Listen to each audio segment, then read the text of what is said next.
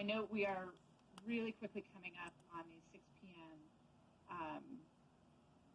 End of session. I do want to get to as many questions as we can, so I'm going to go to the next question in line and try to squeeze that one in. And then we will move to wrapping up. So Jason, you're up. Yeah, hi. Thanks for taking my question. So the question I have is, are there going to be sites on the mountain? In other words, closer to past sources of that AQMD has identified. For example, I know there was a wildfire in Porter Ranch, and I believe there was some location there that was emitting.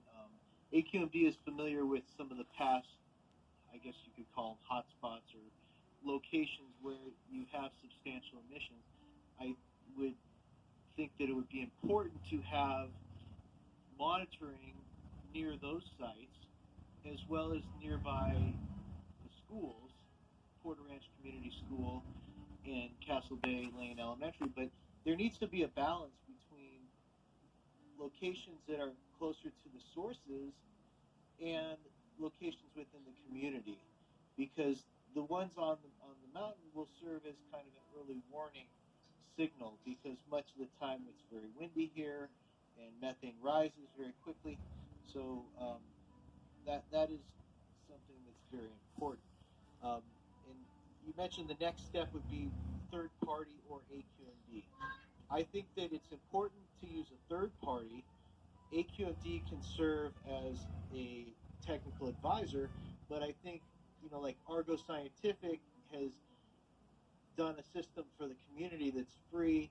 They did it out of the kindness of their heart to try. Jason, I'm so sorry. You're at your 90 seconds. So if you could wrap up for me, sure, that would be great.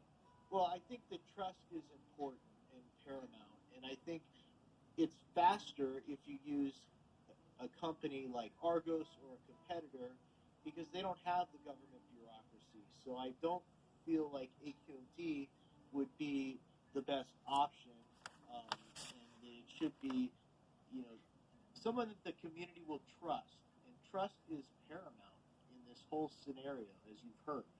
So that's my main points. But I'd like a response on the sources, if they're going to be putting monitors near sources as well as within the community. Thank you. Thank you.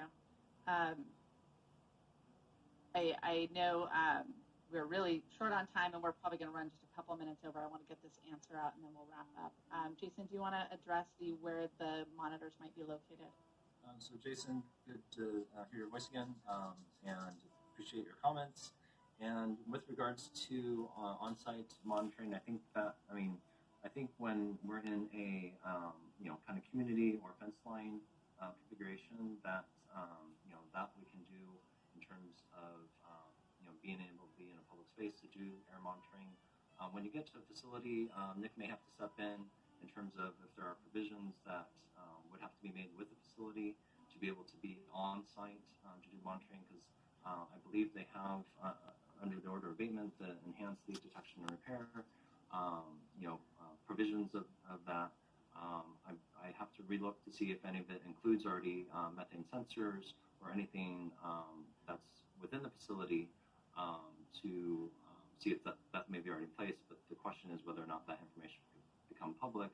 But again, I'm going to defer to Nick because that's not a monitoring domain question.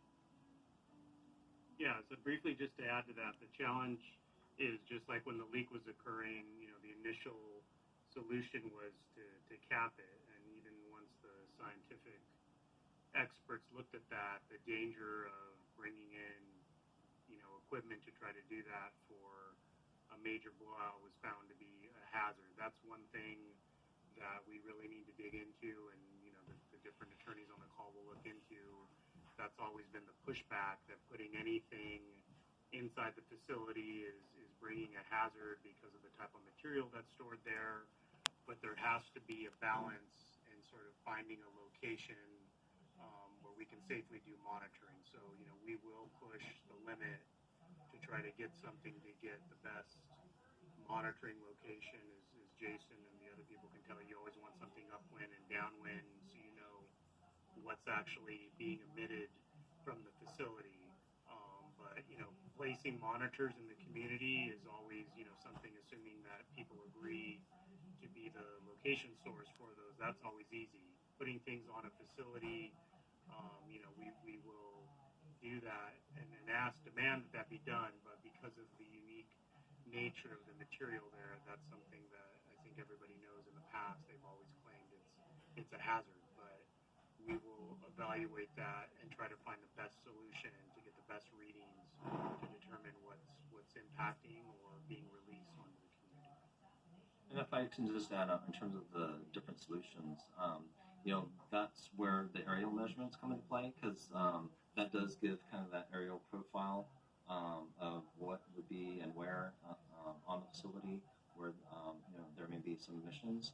So without placing anything on the ground. So like I said, I mean, these were just options, and to Matt's point, it was already designed for high level to kind of spur this conversation, so that Jessica and the Avista Fund committee can get that input, and also to bring people who are newer to this from the community, just to get them up to speed, because I know, Matt, you are very well up on the technology and monitoring techniques and organized community, but this was just kind of get everybody on a level playing field, just to have comments. So I appreciate all of the comments that we have there. Thank you, Jason and Nick. And we are past the 6 p.m. time, so I want to give the rest of the panelists an opportunity to say anything. I'm sorry for folks who didn't get a chance to comment. We knew we were going to have a tough time getting through everything, and I really appreciate all the thoughtful comments from everybody, and everybody showing up and giving us their input. And we will take it into consideration and hopefully turn out a product that everybody will be happy with, or at least almost everybody will be happy with. Does anybody have anything they want to add before we put up the emails? Yeah, Arsenio. I'll be real quick. One, I want to thank everybody who's on this call, including the panelists, taking the time. We all have stuff to do, but I appreciate everybody's time. Two, please send us your comments to that email. Nothing is set in stone.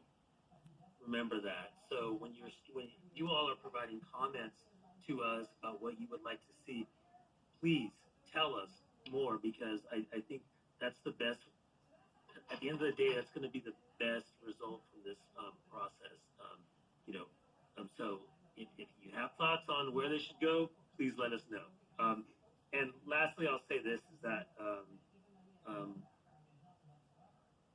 we have 3 governmental bodies on this fund committee, and at least for the Department of Justice, we will try to exercise all our authorities and powers to try to make it the best project we can. And if that requires, talking to facilities about placements of monitors, we will do that. So, we're looking to get the best project. I just wanted to say thank you for everybody. Thank you, Arsenio. Catherine, I'm going to ask you to put up that slide with the email for folks, so that they've got it one last time. You're mute, Catherine. Got it. So the slide is up. Again, I think there are a couple people just on the phone. So again, the email address is alisosettlement, all one word, at doj.ca.gov. Thank you. I am going to go ahead and end the meeting. Thank you, everybody, for your time and energy. And folks who participated, you will be hearing from us about